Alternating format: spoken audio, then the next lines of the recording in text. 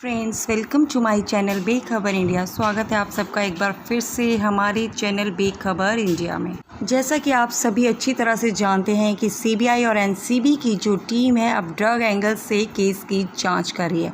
और ऐसे में जी बिल्कुल शनिवार का बीता हुआ दिन, कल शनिवार बीते दिन बॉलीवुड की 3 अभिनेत्रियों के लिए काफ़ी भारी रहा, क्योंकि एनसीबी ने इन अभिनेत्रियों को पूछताछ के लिए अपने दफ्तर बुलाया था। जिस तरह के सबूत इनके खिलाफ सीबीआई के और एनसीबी के हाथ लगे थे, उसी के आधार पर एनसीबी ने इन्हें अपने दफ्तर में पूछताछ के लिए बुलाया। तो एक तरफ एनसीबी ने दीपिका, सारा, श्रद्धा से मैराथन पूछताछ की, और वहीं दूसरी तरफ अगर बात करें दीपिका, सारा और रकुल के मोबाइल की, तो एनसीबी ने इन तीनों के मोबाइल को ज़ब्त कर लिया है। जी बिल्कुल अपने पास रख लिया है, ताकि उनके मोबाइल से कोई ना कोई कड़ा सबूत एनसीबी के हाथ लग सके। अब जो चौंकाने वाली और बड़ी खबर सामने आई है, जी बिल्कुल जैसे कल बीते शनिवार दीपिका से पूछताछ हुई है, तो उसमें एनसीबी ने कहा कि खबरों के मुताबिक पूछताछ के दौरान दीपिका पादुकोण 3 बार रोने लगी। जी बिल्कुल दीपिका पादुकोण की आंखों में आंसू आ गए थे। तो ऐसे में जानकारी ये सामने आई है कि एनसीबी जब दीपिका से सवाल जवाब कर रही थी, तब दीपिका का 3 बार ब्रेक डाउन हुआ था। जी बिल्कुल वो 3 बार रोने लगी थी। अब ये देखकर जो एनसीबी के दफ्तर हैं, उन्होंने दीपिका से कहा कि प्लीज़ आप हमारे सवालों के सीधे सीधे और सही जवाब दें, आप इमोशनल कार्ड ना खेलें। जी बिल्कुल आप इमोशनल ना हो और ना ही केस या सवालों को घुमाने की कोशिश करें। आप हमारे साथ कोऑपरेट करें। जिस तरीके से हम आपसे सीधे सीधे सवाल कर रहे हैं, तो आप भी उन सवालों के सीधे सीधे जवाब दें, इमोशनल कार्ड खेलने की कोशिश ना करें। बाकायदा हाथ जोड़कर एनसीबी के अफसरों ने दीपिका पादुकोण को रोने की बजाय सच बताने के लिए कहा।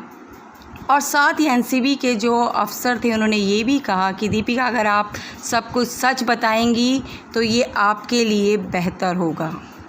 ऐसे में ही पूछताछ से पहले ही पूछताछ के दौरान जो एनसीबी के अफसर हैं, उन्होंने दीपिका पादुकोण का मोबाइल ज़ब्त कर लिया।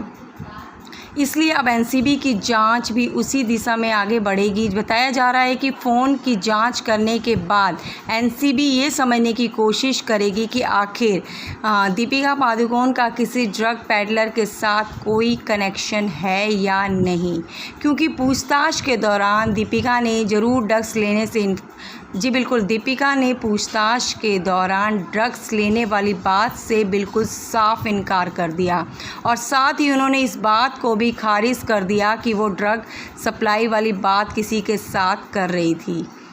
ऐसे में अब उनके मोबाइल के ज़रिए ही एनसीबी कोई ना कोई सुराग निकाल सकती है। इसलिए एनसीबी ने दीपिका पादुकोण के मोबाइल को ज़ब्त कर लिया है। कल लगातार बीते शनिवार को 5.5 घंटे तक दीपिका से पूछताछ चली, लेकिन इसमें सुशांत सिंह राजपूत का कोई भी जी बिल्कुल सुशांत सिंह राजपूत से जुड़ा कोई भी सवाल एनसीबी ने दीपिका से नहीं पूछा।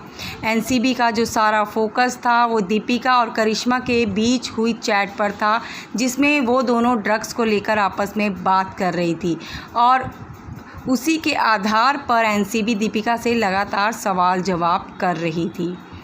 दीपिका ने इस बात को कबूल किया है कि उनकी जो चैट है, करिश्मा के साथ जो चैट हुई थी, उस बात को उन्होंने कबूल कर लिया है। वो उस चैट का एक हिस्सा थी, ये उन्होंने मान लिया है। लेकिन उन्होंने कभी ड्रग्स लिया है या किसी ड्रग पैडलर के साथ उनका कोई कनेक्शन है, इस बात से दीपिका बिल्कुल साफ साफ इनकार कर रही हैं।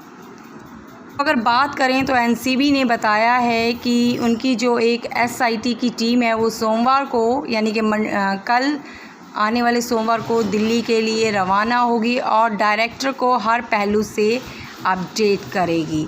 अब जैसा कि एनसीबी ने बताया कि जब वो सवाल जवाब दीपिका से शनिवार को कर रहे थे, तो उस दौरान दीपिका 2-3 बार इमोशनल हो गई और रोने लगी। तो जो भी सवाल एनसीबी ने किए दीपिका से, तो दीपिका उनका ठीक से जवाब नहीं दे पाई और थोड़ा सा इमोशनल हो गई थी। तो इसी बात को ध्यान में रखते हुए जो एनसीबी के अफसर हैं उन्होंने दीपिका पादुकोण का जो फ़ोन है वो ज़ब्त कर लिया है, अपने पास रख लिया है और वो उम्मीद जता रहे हैं कि हो सकता है कि कोई ना कोई सुराग उन्हें फ़ोन से ज़रूर मिल जाएगा। तो देखते हैं कि आगे की जो खबर है ये एनसीबी किस तरह से छानबीन करती है। उस खबर को जानने के लिए बने रहें हमारे चैनल बिग खबर इंडिया के साथ और साथ ही सब्सक्राइब भी करें हमारे चैनल को।